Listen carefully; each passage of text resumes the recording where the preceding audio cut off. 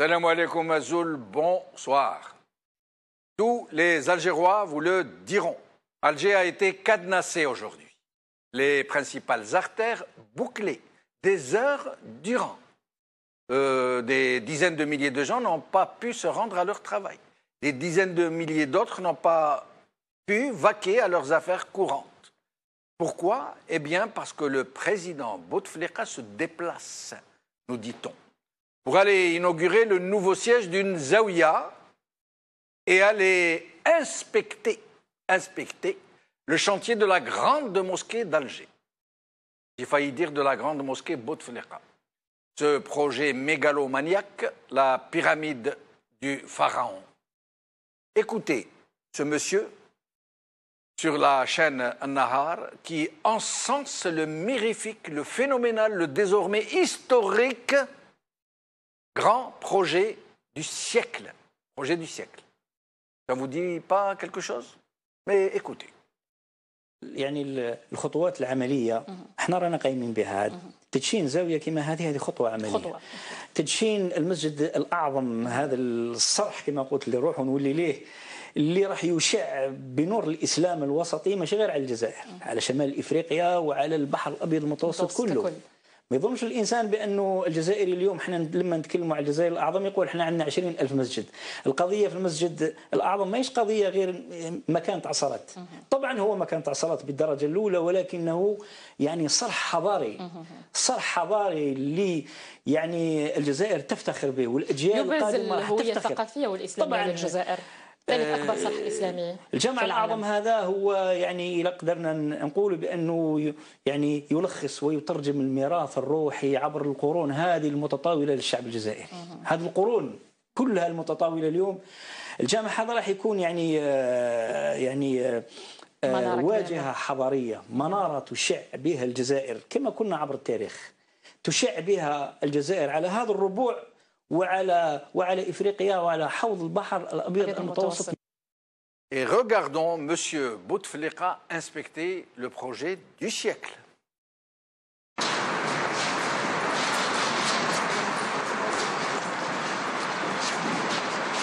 C'est le sud de la ville d'Alger.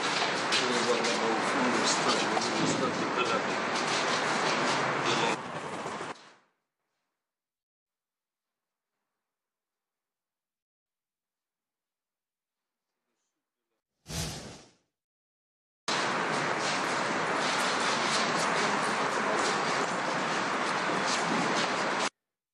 Sinon, contrairement à l'inauguration de la mosquée Ketchaoua, Saïd Bouteflika, le grand prêtre de l'image présidentielle, c'est lui qui dirige les équipes de tournage et de prise d'images et qui sélectionne tous les produits destinés à la diffusion.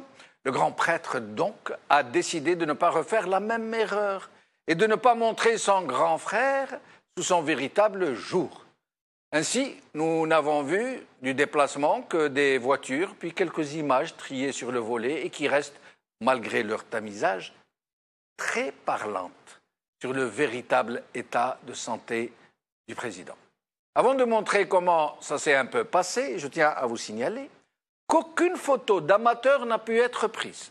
Aucune, ni aucun autre média que ceux sélectionnés n'a été autorisé à filmer, ni encore aucun journaliste à prendre des photos, ni aucun citoyen ou quelques personnes présentes sur les lieux à user de son téléphone portable. Personne. Jamais on n'a assisté à une telle censure. Et les titres de presse qui ont rapporté l'événement ont tous mis un bémol, se contentant de rapporter le déplacement de façon neutre, sans rien nous livrer de la réalité des choses. Rien. Pas un seul journal, pas un seul, n'a osé faire le plus petit commentaire sur cette si grosse farce. Hassan Hirsch, avant d'en arriver à la grande mosquée, parce que ce n'est pas hasard, Bouteflika a fait les zaouïas et la grande mosquée.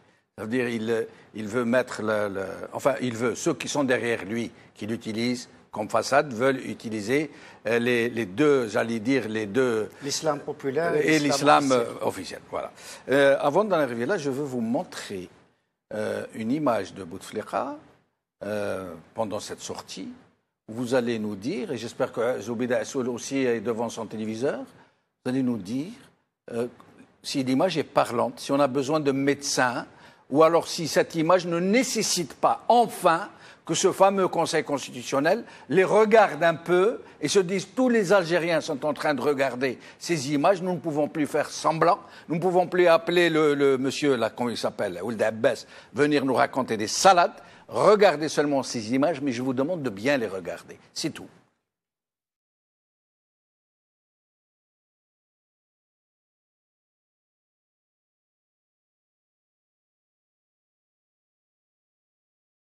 Voilà, vous voyez là le président bouche ouverte, apathique, perdu dans je ne sais quel imaginaire, incapable de fermer la bouche.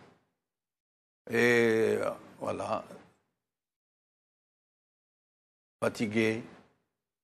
Il ne sait pas, peut-être qu'il ne sait même pas où il est, qui il est, ce qu'il fait.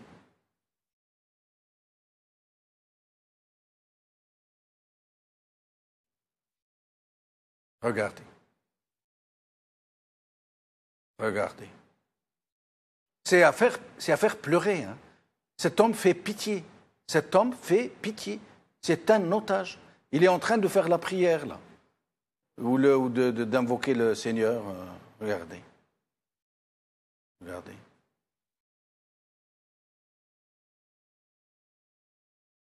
Hassan Hirsch, qu'est-ce qui se passe? Pourquoi de telles images ne suscitent-elles pas de l'indignation? Que les Algériens disent « basta, ça suffit ». C'est quoi? C'est de l'indifférence? Les gens sont débranchés? Ils ne se sentent plus concernés? Qu'est-ce qui se passe? Très honnêtement, moi j'assiste à une scène d'humiliation. Oui. Là, on humilie l'être humain. Abdelaziz Bouteflika, en tant qu'homme, oui, et en tant que chef d'État, il est humilié. Maintenant, est-ce que justement c'est le but parce que lui, il n'a pas été tendre avec les différentes équipes? C'est son frère qui le tient en otage, entre oui, autres. Mais enfin, son frère, il peut être aussi manipulé par les gens autour. On ne sait pas exactement ce qui se passe. Mais ici, très honnêtement, puisque vous me demandez ce que je pense des images que l'on vient de voir du président, ce que je pense, c'est que c'est un homme qui n'est pas présent là où on veut le mettre et qui est extrêmement malade, qui a un regard hagard et qui, effectivement, comme vous le disiez, bouche ouverte et qui ne sait pas trop ce qu'on est en train de faire de lui. Et donc, je considère franchement qu'on est en train d'humilier un président, un homme, une Algérie, un peuple, et on est en train de dégrader la place de l'Algérie, qui est déjà mise à mal depuis un certain nombre d'années maintenant, face aux Américains, face à l'Arabie saoudite particulièrement. On voit par exemple ce qui s'est passé en Palestine. Moi, je profite justement de cet instant pour m'incliner devant les victimes de Palestine.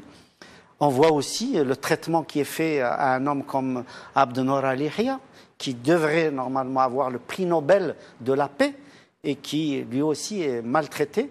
Donc, c'est un pouvoir aujourd'hui qui est totalement, comment dirais-je, sans pitié, machiavélique.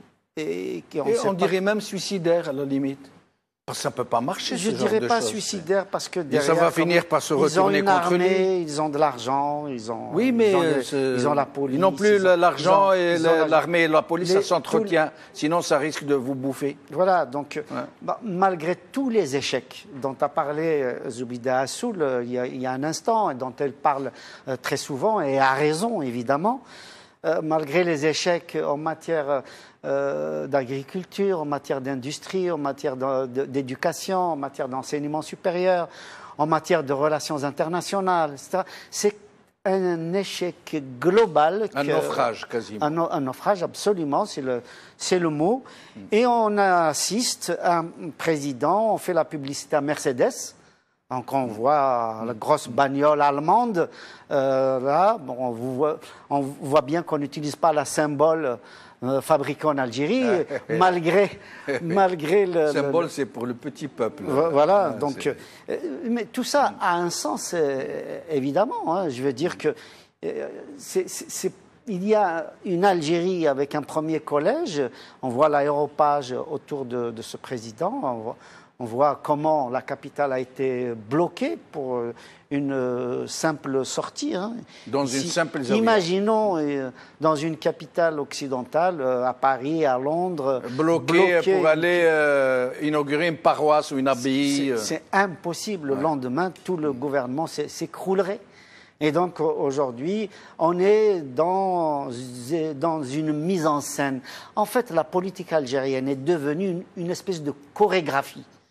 On utilise un président inamovible, on utilise son portrait du reste. Donc tout cela est chorégraphique. C'est vrai que son portrait maintenant, il le représente un peu partout, dans les stades, dans les cérémonies. Des mises en scène, des mises en scène. Et il vient inaugurer une mosquée, une grande mosquée qui a coûté énormément d'argent. Il n'a pas inauguré, il a fait une visite d'inspection. Elle n'est pas finie. Tout à fait. Il a inauguré la Zaouïa. Absolument, merci de me reprendre.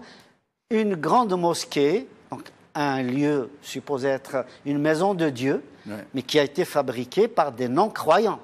Des athées, des bouddhistes, des Allemands, des Canadiens, des Chinois. Je me demande d'ailleurs si cette mosquée doit être halal dans la mesure où elle n'a pas été construite par des musulmans. Hassoul, avant d'en arriver à ce qu'il convient de faire, où est-ce qu'on va comme ça, et ce qui va se passer au sujet de cet état de santé de Bouteflika qu'ils ne parviennent même plus à cacher, malgré toutes les précautions qu'ils prennent. Ils ont interdit à quiconque de prendre des photos, encore moins de filmer, de sortir son téléphone personnel. Ils ont tout fait, ils ont choisi des images, et pourtant les images qu'on a vues, elles étaient tout simplement atroces, qui nous montraient un homme complètement absent, la bouche ouverte, peut-être en train de saliver. Qu'est-ce que vous en pensez, Zobeida? Jusqu'à quand allons-nous comme ça pour un monsieur, d'ailleurs, dont il parle de le représenter à un 5e mandat? Oui, moi je l'ai déjà dit, cette image-là et ces images-là depuis la maladie du président, depuis 2013, c'est infligeant pour lui, pour le peuple algérien, pour l'État algérien, pour la dignité de tous les Algériens, parce qu'après tout, c'est le président de tous les Algériens, c'est le président de la République. C'est le sommet de l'État. Il représente l'Algérie à l'intérieur et à l'étranger. Donc, moi, je l'ai déjà dit, c'est presque une atteinte aux droits humains, d'un être humain d'abord, qui est le président. En plus, c'est une atteinte envers le pays lui-même.